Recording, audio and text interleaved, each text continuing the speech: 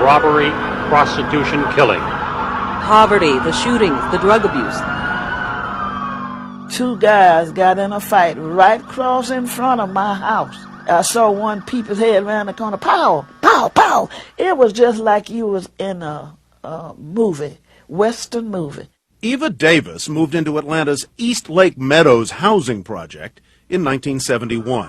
It wasn't long before murder and mayhem became a way of life.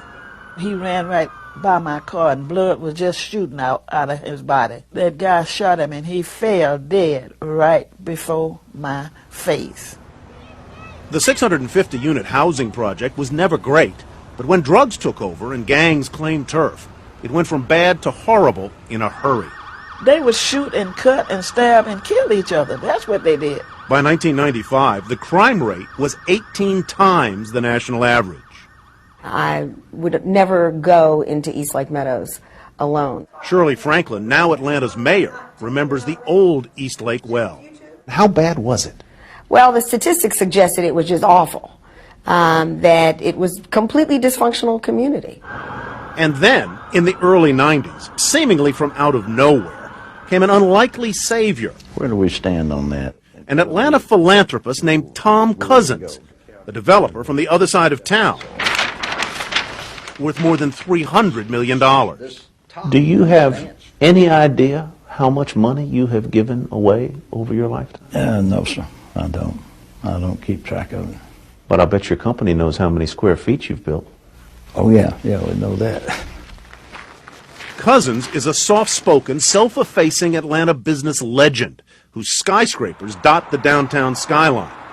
He brought pro basketball and hockey to town, and he built the tallest building in the U.S. outside New York and Chicago. But the broken-down housing project in East Lake Meadows was like nothing he'd ever encountered.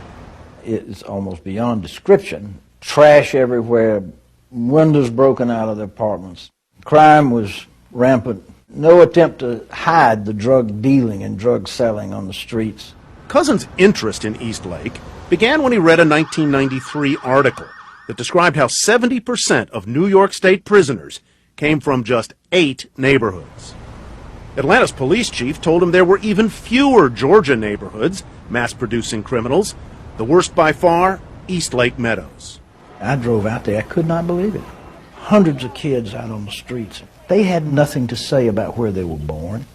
They were born there. And I thought to myself, had I been born there, I'd probably be one of those people in jail if they could have caught me. The employment rate at the housing project, not the unemployment rate, was just 14%. Cousins and his wife Ann decided their family had to dive in. He created the East Lake Foundation and began to woo housing project residents like Eva Davis, the famously strong-willed head of the Residents Association. I was kind of nervous. Here this big rich man with all this money, and he willing to come over here messing with us, and ain't nobody else been want to be bothered with us. Well, I was like a lot of other people. I thought he was crazy. Shirley Franklin, long before she was mayor, was part of Tom Cousins' East Lake team. I thought he was overreaching, but he was taking on something that, frankly, the rest of us felt helpless to do. I honestly didn't know whether this would work or not. I honestly didn't, but I knew we were going to try. When a faltering golf club bordering the housing project came up for sale, Cousins and his family put up $25 million and used the club as the cornerstone of one of the most audacious redevelopment plans ever conceived. The urban nightmare that was the East Lake Meadows housing project was literally just a chip shot away from the 4th hole here at East Lake Golf Club. Founded in 1904, this historic, very private club had itself fallen into disrepair from neglect and was on the brink of bankruptcy.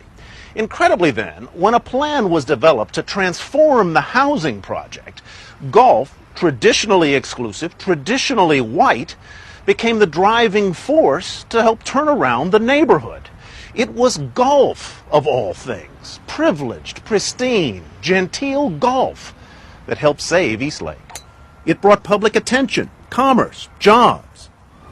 This was East Lake 10 years ago, and this is East Lake today. Torn down, rebuilt, utterly transformed. Clean, safe, family-friendly. This was a pretty hellish place. Pretty And now? is heaven.